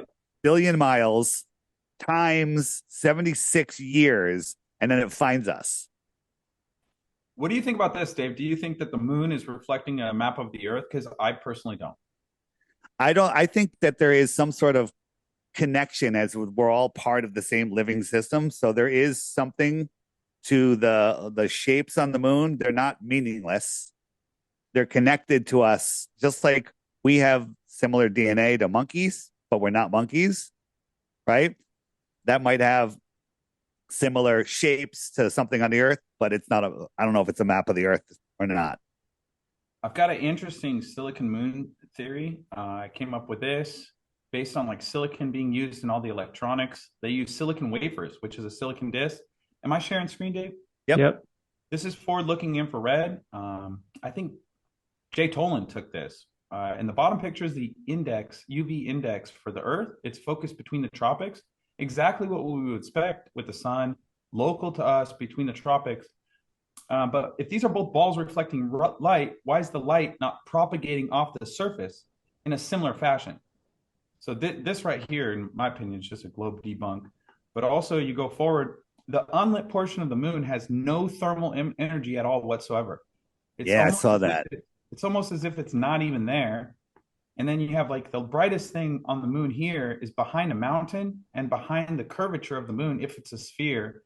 So I think there's lots of evidence that it's flat, but these craters appear to be filling up as the moon goes through its phases. I've got another video here about how sulfur is made in a disk, and it does the exact same thing. It starts out as a little, I think it's in this one. Yeah, it's right here at the bottom. You'll see that sulfur. It forms as a crater on the outside, and then it fills up from the inside out. Almost exactly what we see on the moon. Look at that. That is just incredible. It's very similar to what I was just pulling up here. And then you go forward, The brightest part looks like it's near the terminator line. Like all the light is mostly being generated there. And then there's chemiluminescence, a reaction of light from a chemical reaction. What stood out to me is this blue-gray color, because I remember Samuel Rowbotham described the moonlight having a bluish-gray luster, and it's a semiconductor. And that's what led me down this rabbit hole. Transistors are used to amplify or switch electrical signals. So think of a relay race. It's two people or four people running in a circle, and they're handing off a baton. They're handing off energy. I think the real relay race is taking place in the sky with the moon going through its phases. And then we get a new moon every 29 and a half days. Silicon has a high chemical affinity for oxygen. And I find that interesting because how we make silicon is you take quartz or gravel and you superheat it with carbon. So if there's carbon dioxide up there and just quartz on the surface superheated, you can make sulfur. And when voltage is applied, energy is absorbed. That's what this whole video is about, the moon diode. Now, something is not adding up with the moon. We had something is not adding up with the moon. We had the eclipse on April 8th. And this guy right here talks about diodes and how they transfer energy. As more and more charges build up, you can see the force because of electrostatic repulsion between those similar charges. Those electrons are trying to repel each other. So the force becomes stronger and stronger to push electrons through that depletion zone. So everyone on TikTok found it interesting. The song Blinded by the Light is entirely about the sky. It says at the end of the song, Mama always told me not to look at the sun, but Mama, that's where the fun is. And there's a verse in there that talks about a silicon sister with a manager mister. And it plays the song with a funky break. And it reminded me of the eclipse, how it pauses for 4 minutes. There's a slight attraction between the sun and the moon. Then the sun passes the moon and continues back on its circuit. It's like a cosmic kiss every time we have an eclipse. Yeah, it's kind of beautiful. So all in there. Interesting. Paige brought up yesterday the whole thing about Santa and the Satan and the anagram and how it's all it comes from just not a good place, and that Christmas was actually banned 100 years ago or whatever. I'm not sure the dates, because it was literally a satanic thing. She said, what about the song, he knows if you are sleeping, if it's AI, like your phone knows if you're sleeping, knows if you're awake, he knows bad or good, so be good for your credit score's sake. What's Siri backwards? It's an iris. Yeah. It's an eye. Yeah. It's always watching you. Yeah. So interesting. We had one here. Where can we find a working flat Earth clock like your app to hang on the wall, Dave? I used to make them. I made about 150 of them, and it was a big pain in the ass, and they're hard to ship, and they cost too much, and so I stopped making them. But you can make one yourself. You can go on somewhere, find online, find a 24-hour clock with a blank face or a regular face. Get the clock, measure the diameter, pick out your favorite map, put the numbers on it, and pop it in the clock. And then put a yellow sticker on the hour hand. And now you have your flat Earth clock.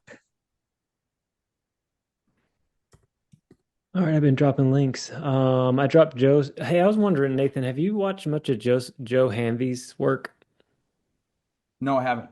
I dropped Joseph.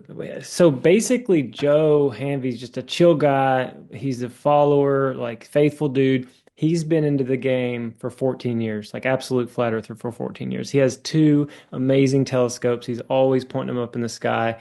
And he actually went to the Truth and Freedom Conference. And he's the one, and Dave knows him well, he has these acrylic domes and all kind of lasers and lights. And like he'll project a moon on the wall and a sun on the wall, and that reflection of the light in a dark room shows on his dome, and he's able to recreate the rotation of the stars on his acrylic dome and put cameras inside and see exact rotations. Like he's in the game to completely have an entirely working model of all the luminaries, but he's just doing step by step right now. But you should look him up. So what I was saying is all his stuff was on Facebook, everything. And now he's slowly moving things over onto YouTube. He actually has a great video. If people will go to the final experiment, like Will Duffy's TFE YouTube page and go to live, he said, if I'm going to do a video or if I'm going to do an interview with you, I want it to be live.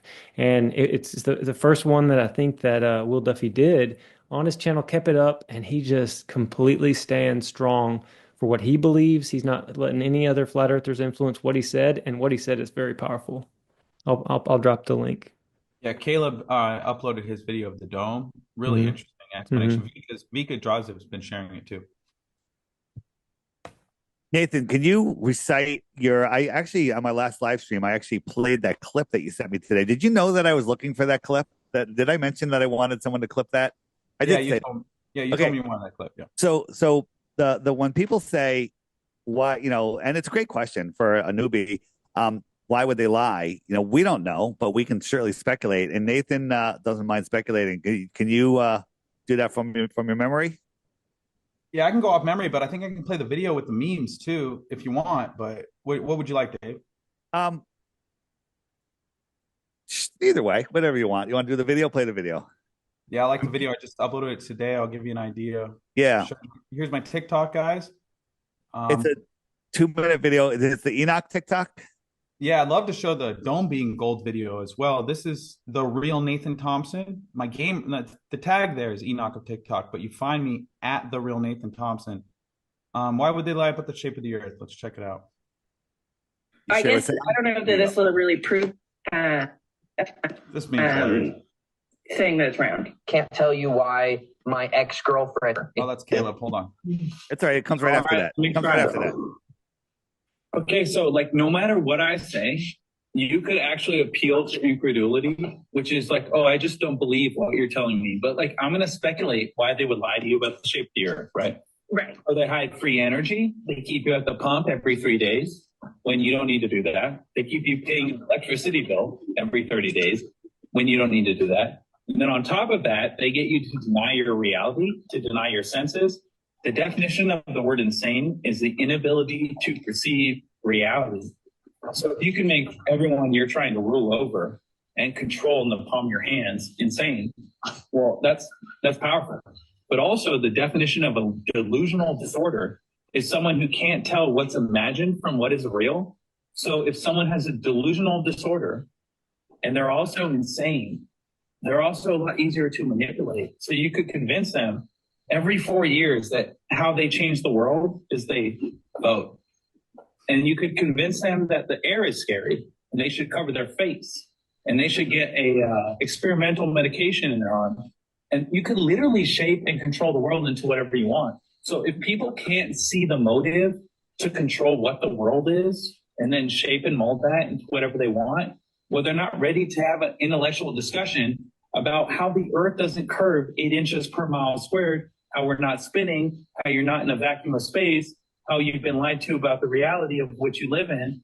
And welcome to Flat Earth. Thanks for playing. There you go. Well said. It's not too hard to see why they do this. It is how they keep us all slaves. Look how much freer flat earthers are, even though we're still kind of stuck in their system, but we've literally unplugged from their fear matrix, and we have more wonderment and more hope and more thrill every day is truly amazing. It's hard to I don't think I've had a day where I haven't been excited for the day, thrilled at what I'm learning during the day. And when I go on these big shows, little shows, talk to random people and they see it, nothing makes me happier than that. It's truly, I don't know. I don't want to say God has called me to this, but maybe God has called me to this. This is, being my authentic self. This is what I want to do. And it seems to be working. So, there's, and even the people that are coming after me and all of this stuff, God bless them, right? Good luck, right? I'm not worried about you. I'm just going to take care of myself and help as many people as I can wake up to the true nature of our world and our position in it and how important we are and how special we are. What's it called when somebody wants to feel that they want to feel like they have special knowledge? What's the word? I landed on a Glober TikTok this morning, and they were talking about how flat earthers, it's not where it's not Dunning-Kruger, but where they think they have special knowledge, you know? Well, flat Earth is not special knowledge. It's hidden, right? It's knowledge that's been hidden from us. It's knowledge that should be, everyone should have it, but it's been hidden from us. So, you know, and they think that we think we have special knowledge, but think about this. Everything that they tell us about the globe is absolutely the dumbest crap ever. And people just buy it up because, hey, somebody in a lab coat told me that. It was in a book. I was tested on it in school. It must be real. And most people believe it, right? And if you go down that route, it's the lazy route. And that's how they get us. People are lazy, right? Flat earthers, we're not lazy. We work our minds, right? We work our minds. We actually make them work. Globers just memorize and regurgitate. Yep, 100%. I've said it a bunch of times on Flat Earth Friday and in different streams, you know, Ether Cosmology when we get together, or Earth Awakenings, just all these different places where you can use your voice to speak. That's important to me, to hear people's voice, or folks have to be bold enough to talk with me, because I disengage from the chats. Like the comment section and just the chat, that could be bots, trolls, they could be paid off. Who knows why they're doing what they're doing? But if they have evil inside of them, I don't want to associate. But if you're going man to man and you're speaking to the person, it's a lot easier to say, hey, I don't have anything against what you believe. This is what I believe. And ultimately, Dave, what I think you just said is the truth is important and powerful, and it will set you free. I'm living proof of it. I didn't need flat Earth. I wasn't looking for something because I was bored or lonely. I had everything I needed. I got a beautiful family, and I don't have any want. And I've got good friends and good relationships. But when someone told me that I cared about, said, hey, man, outer space, as they taught you when you were little, it's not reality. You can't actually go light years or even to the moon. And I thought he was tripping me. I thought he was pulling my leg or just trying to like make me think he was kidding, because that's ultimately my knee-jerk reaction was, you got to be joking, dude. But once I realized and started looking into it, the rabbit holes are everywhere, and it seems like people don't want to even start because it may be scary to realize we've been lied to on so many levels. But I've been set free from it. I'm not scared of anything at all, and now I'm putting my face out there saying everyone else should look into what's true and what's not, because it can save your life, and actually your physical health, your spiritual health, your body, your mind gets unshackled from the weight of these demonic lies. And people are attacking flat earthers like we're idiots or like we're the demon, but no, we're just seeking the truth. So anyway, that's my little speech. So we had a question. I think this is the first Glober question I've seen in a while. Earth's shadow on the moon during a lunar eclipse. The Earth casts a round shadow on the moon, which can only occur if the Earth is spherical. Well, first, Ray Wallace, I would look into the Selenelion, or the impossible eclipse, where the sun and the moon are both above the horizon to a single observer during a lunar eclipse. They call it the impossible eclipse because it wouldn't happen if the Earth's shadow was causing that. On top of that, the Terminator line during a lunar eclipse changes direction. It also becomes more distinct as it moves across the moon's surface. The only way that would work is if the Earth was moving closer or further away from the moon. That's how you would get the shadow to fade in or out, but that's not what the heliocentric model says is happening. Also, the NASA uses the Saros cycle, which was developed by Babylonians 2,000 years ago to predict eclipses. And Fred Espenak has 12-year geocentric ephemerides for the sun, the moon, and the planets. You can find those on the internet too. Fred Espenak works at the Goddard Space Center, and he's the one who does the predictions for eclipses as well. And I'll end with the three-body problem. This will take about 20 or 30 seconds, guys. Give me a second. There's all these assumptions in the three-body problem, right? The problem is that in mainstream science and astronomy, they cannot calculate three bodies of mass orbiting a center of mass. The system becomes chaotic. But that's a video game. What goes into the video game? Assuming the Earth's a sphere, assuming it spins on an axis, assuming that we orbit the sun, which they can't scientifically model or prove that we're moving, assuming the vacuum of space next to a gas pressure gradient, and then they put all that into a video game, and the system collapses. They can't predict eclipses with three bodies, and there's 280 planets and moons in our solar system. So they actually have a 280 body problem. not a three-body problem. And the three-body problem is a video game with a bunch of assumptions. So.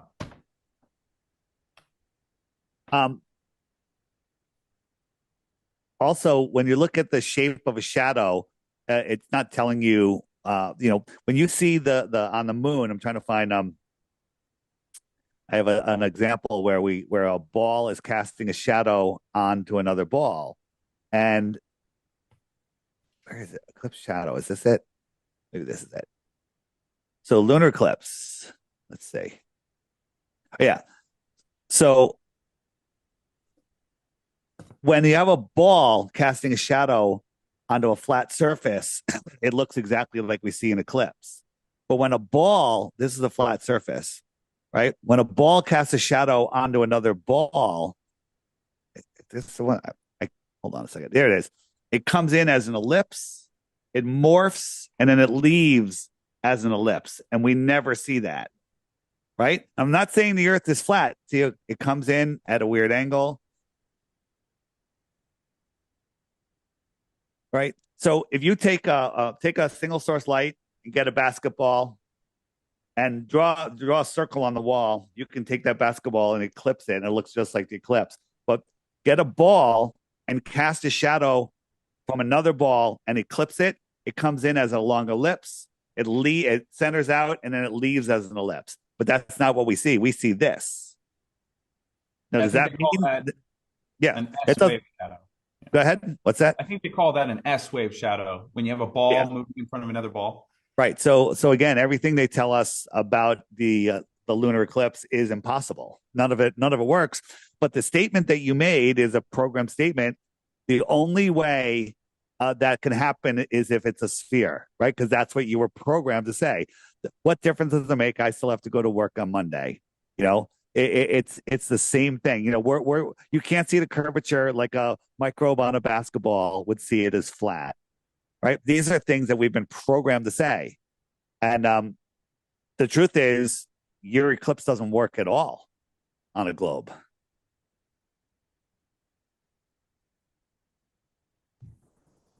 Hey, I'll tell you something that I did with the kids today. And it was just for fun. My wife was sitting there and the kids, and it was daytime and you could see the moon up there. And I just said, come here, come here. I was like, if I took the moon and I brought it all the way down to pretty close to the ground, how big do you think that thing would be? And then they were thinking about it. And I was like, probably from here. And I told them to stay, the city away. And it was like maybe 32 miles or so. And I said, now imagine Texas, like how big is Texas and how big is that distance I just told you? Because I don't think it's as big, as they say. And then if you think of the United States and even the world, like one of the big points that folks need to realize is the terra firma that we walk on, the earth that we explore and touch is vast and expansive. And these luminaries, the sun and the moon and the stars are all much smaller than the earth. We're the ground level. We're the main point of all of it. And these revolving bodies above us, they are not bigger than the earth. And that's something that I want my kids to understand and to sink in, because it's the truth. But JT, do you know that you can fit, how many Earths can fit in the sun, Nathan? I'm not sure on the exact number. It's like 1,000 Earths can fit inside this. So 1,000 of these can fit inside of this. Yeah, the three best evidences that I always bring up on TikTok for the local sun are crepuscular rays converging to a central point. You need three things for crepuscular rays: local light source, obstruction, which would be the clouds, and some sort of particulates in the air. Otherwise, you don't see the rays. That's how they make them on stages if they need crepuscular rays on a stage. On top of that, you've got the UV light index with the sun's light focus between the tropics. And then we always bring up, because we have like a dozen examples of this now, the sun shrinking in angular size with the solar filter. On a globe, if we're just tilting backwards, and that's the cause of the sun setting, we're moving away from the sun at 0.00004 degrees. That's the change that you're moving away, or 4%, not degrees. But we wouldn't see 20 to 40% size reduction in the sun. If the sun's going through a denser medium, the only thing that could happen is it appears larger on the heliocentric model, because that's what lights do when they go through denser mediums. But we're seeing the sun shrink 20 to 40%, and it's just going to get worse from here. So that would not happen on a globe. Oh, and someone asked in the chat, could we get more info on the old calendar that matched stationary Earth, the Enoch calendar, the Hebrew calendar, etc.? That's Kenny Woodall. Kenny, I would look at this video. I actually mirrored it on my channel. You'll see it right below. This is the full video. It's got 5,000 views. Pastor Ben Heath, Christian Overcomers, deep inside the Saros eclipse cycle. And I just love this video. Found it riveting, inspirational. Check it out. So.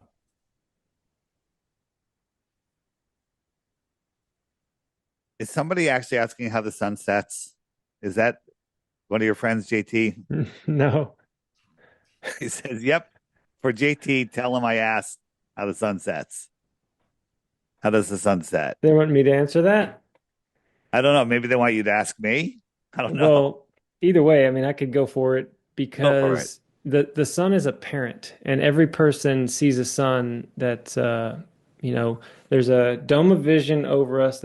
We have a limit to our vision. Everyone sees the sun rise up in the morning, go to the zenith, and go down and set. But that's just for the location, and because they have eyes, they see that happen. But when it's rising for me at my horizon, and somebody down the line that way on the flat Earth, it's noon for them. It's the zenith. So that tells me that it's apparent. And how does the sun set? Well, I'd have to first point you at railroad tracks. If you see parallel railroad tracks running off into the distance, they converge to a single point, and it looks like they smash together, but we know they don't. The sky and the ground do the same thing as the railroad tracks as they go off into the distance. And any cloudy day, and I challenge this for anybody that's struggling to believe in flat Earth or even look into it, on a day where you have white, fluffy clouds, you'll notice that straight above you, they'll be really high and they'll staircase down all the way to the horizon. But if you drove the 14 or 16 miles over there, they'd be the same height there that they were in your yard, right? So the sun follows kind of that angle, and the ground is ramping up, the sky's ramping down, and as the sun just goes on its circuit all the way around the flat Earth, it just appears to set because it leaves your limited vision. The best I can do. It just goes beyond the atmospheric deck of opacity, which I call it. Mm-hmm. And the simplest explanation is my flat Earth kitchen. So here's the flat Earth counter, and then we have the path of the sun, and we're looking at it from a celestial point of view at the height of the sun. So this could be clouds, atmosphere, or just mountains, but we're clearly above it. So now I also have a terrestrial camera on the counter watching it from the other side. And so this line is level. Now we look at it from the counter. This line is level, and the sun does not go behind or below. It goes beyond this thing. Mm-hmm. Yep. That's great, Dave. I think he froze up. We froze again? This happened earlier. You weren't frozen. Earlier when you were sharing your screen, he said he couldn't see you, but I saw everything you were presenting. Oh, okay. So we're still good on the YouTubes. I'll just add, right? With celestial navigation. We're beyond this atmospheric deck of opacity right there. It's going beyond it. Watch it again. It's exactly what this is. Am I frozen? You were. You're not now. I was frozen. 20 seconds or so. We're good. Wow, that's a great video. So did you see it? Yeah, we saw that. Again? No, we saw it. Yeah, it was we good. saw that part. Yeah, so saw it from the surface too. Yeah, you showed us all this. We only missed a little bit. Right. So at the very end, this is where it's going below. It's going beyond here, the atmospheric deck of opacity. This is where you can't see any farther, even with the telescope, because it's opaque. So the sun is just going beyond it, not below it, beyond it. There's your sunset. And it takes its light with it. All right. Another good example that the sun is above the horizon when it sets. Dave, sorry, am I interrupting you? Go ahead. No, you're good. Another good example the sun's above the horizon when it sets is a green flash. You'll see a shimmer of green and sometimes even blue above the sun when it sets. Now, the way the light's refracting through the atmosphere, the blue and the purple and the green are refracted first, and then you get the red, the orange, the yellow. Those wavelengths are longer and they travel through the atmos better than the blue and the green. So if the sun was going below the atmosphere, the first colors to refract down would be the purple, the blue, and the green, and you would see the green flash under the sun. But we see the sun coming from above the horizon, where the first colors to refract are the blue and the green, and so they appear above the sun. And you can see this on like the Pink Floyd album. If you look at the light, when it's coming from below, their colors are a certain fashion. And if you look at a prism with the light coming from above, those colors invert.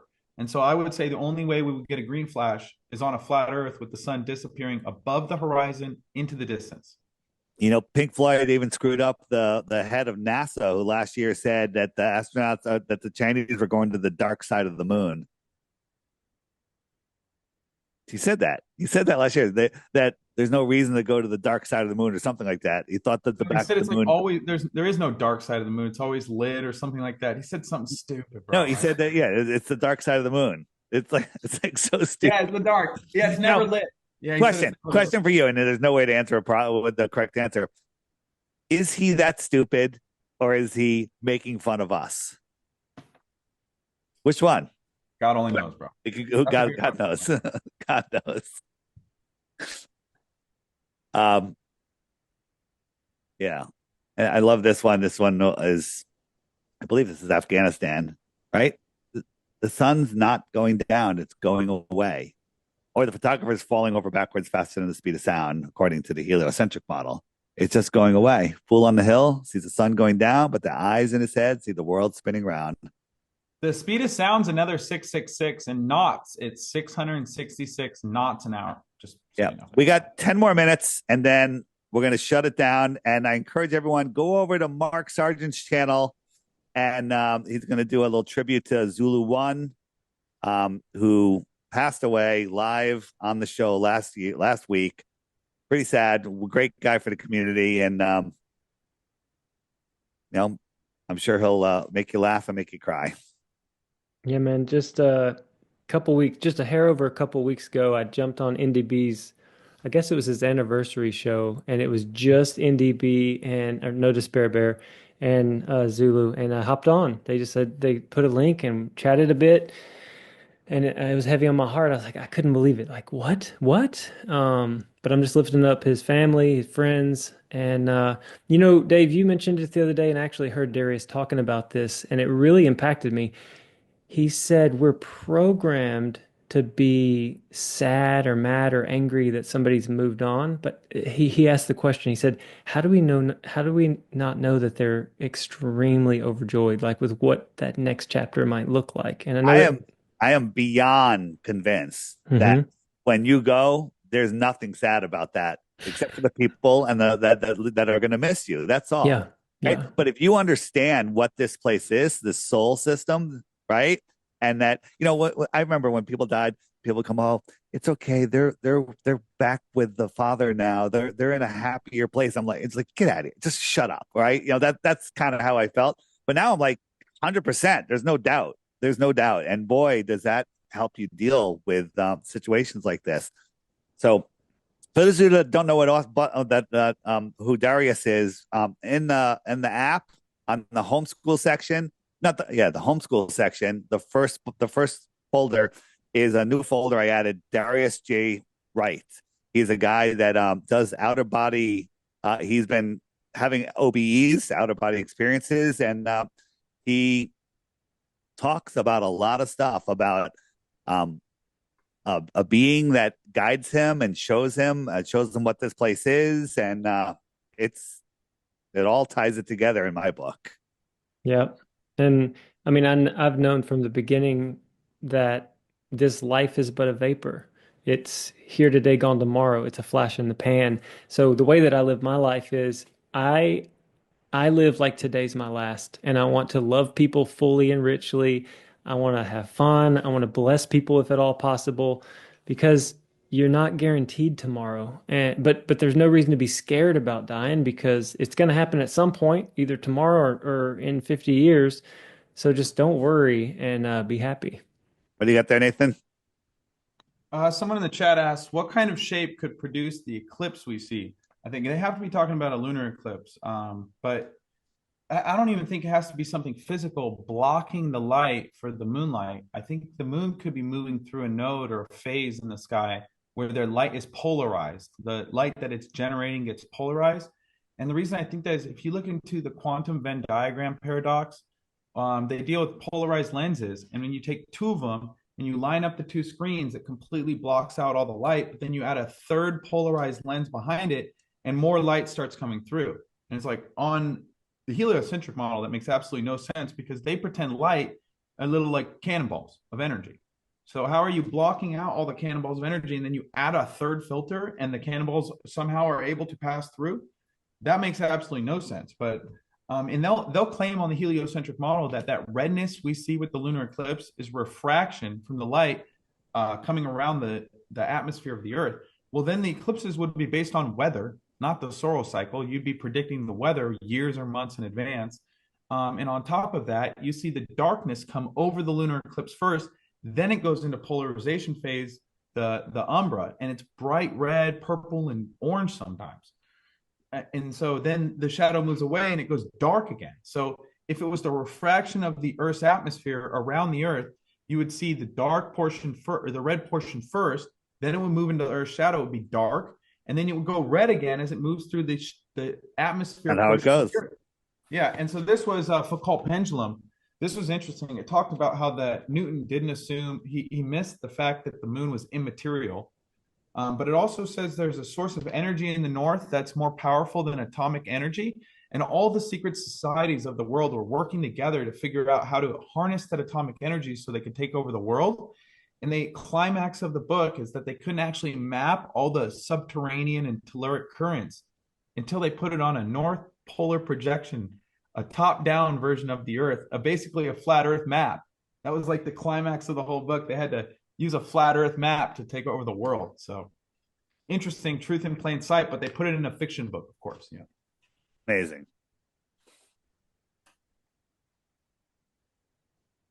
JT, any final words? I'm going to drop the link for Strange World, which is coming up in 7 minutes. Yeah, I'll be over there. I'll be using my squeezy boots. They're called Normatec boots, and they squeeze really tight in your feet and your calves, and it gets rid of inflammation and waste products after you run. My final words are subscribe to my channel. It's just YouTube /Run Boston Bear. I've been doing some lives, so I've got some interviews going, and like I said, there's going to be a really sweet one coming in a couple weeks.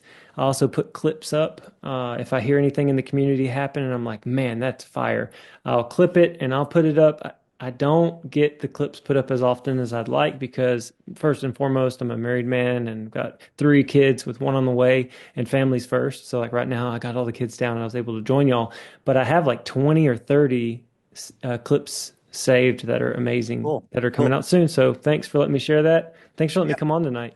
Yeah, no problem. Galactrax Bear said, I would like you to answer these 2 questions. Ready, Nathan? Why would they fly? Where were you before? And how could they all be in on it? Right? They're not. Yeah, they're not all in on it. It's called compartmentalization. It's people are on a need to know basis. So just because you make the shoe for an astronaut, they're not like, by the way, we're faking the moon landing. You're just going to make the shoe, go home and collect a check. On top of that, why they would lie? Well, the definition of someone who's insane is someone who has the inability to perceive reality. So if they can make people insane, they're easier to manipulate. I'm going to add this too. I haven't said this yet. But anyone who's lost, what's the first thing they ask someone for? Directions. So if you're in the business of governing people, you want them constantly looking to you for direction, what to do. Right. Tell me what spinning out of control, lost in space, don't know who you are, where you are, what this place is, deluded creator, fear, right? You must be new here. So hold on. Galatrax is totally a flat earther. He's trolling y'all. He's trolling me. He's in EtherCause all the time. He's a legend. All right. Tell him to drop that. All right. Yeah, right. Sorry. Next week we'll do a memorial for you, my friend. All right. Yeah. Thanks. See, that's why we need you here, RBV. Yeah. Well, thanks. Much love, y'all. I'm gonna dip out, let you close it out, but thank you so much. All right. I dropped the link to Strange World. Go say goodbye to Zulu and hello to Mark. And Nathan, that was fun. We'll do it again sometime. And It's unlike TikTok. TikTok's different. You got some diehard globehead trolls over there. I call them pet globers, bro. They are off the rails daily, dude. I have almost 30 episodes of Globers Gone Wild. They are losing it, guys. They are losing it on TikTok. It's highly entertaining. Get some popcorn ready for the show if you join. It is good. And when do you mostly stream? When do you mostly live? You're on Dips Live mostly, right? I don't have a schedule at the moment at all. It's kind of when I'm tired and I don't hear Globers saying something stupid, I go to sleep. Okay, so anytime, day or night. Anytime. And if you guys need the flyers or the thumb drive, it's flatearthflyers@gmail.com. Yeah. It's at The Real Nathan Thompson is my TikTok. My YouTube channel is Be The Change, one word. I'm looking for people in Lake Mead, Tahoe, Salton Sea, or Pacific Ocean that can help me press record on the infrared camera. I've got a 200,000 lumen flashlight. We're going to debunk the globe pretty soon. Shout out tinfoilhatfactory.com. Paul is doing great work over there. And also want to shout out Paraplegic Bear. He just has awesome coffee, and I love the guy. He's always doing good things for me in the community, and I really appreciate it. So one last thing. Go to TikTok, find Nathan on his lives, and you're on. There's a channel called By the Dip, right? That Dips channel. And, By the Dip, yeah. By the Dip, and also Nathan's channel. If you haven't heard Nathan on one of those, just like if you're on a long drive or a walk or a run or whatever, listen to him. And if you listen to him for like an hour or two on there, you're gonna want to possibly like, hey, how can I help this guy out? Throw him $5 a month. You won't even forget it. You won't even know it. Throw him, if a couple hundred people threw him $5 a month, Nathan would be living large and doing even more. Also, it shows the Globers that we have a community, guys. Like when for 10 years, they look at my Patreon and they're like, Nathan makes $30 a month. He's been doing this for 10 years. I never talked about it. I never knew you had a Patreon. I never knew you had a Patreon until today. I don't talk about it. So I've been bringing it up more because I do want to get on the road. I just spent $1,000 on the flashlight and the infrared camera. I already have a P1000. I already have a tripod. I already have solar filters. Right. So patreon.com/Nathan Thompson. I just mean the world to me. Even $3, guys. I will use it towards the cause. I promise you. I love you guys. All right. That is all. And see you guys over at Strange World. Yeah, I'll see you guys over there. Thanks, Dave. Thanks, man. See ya. Salute.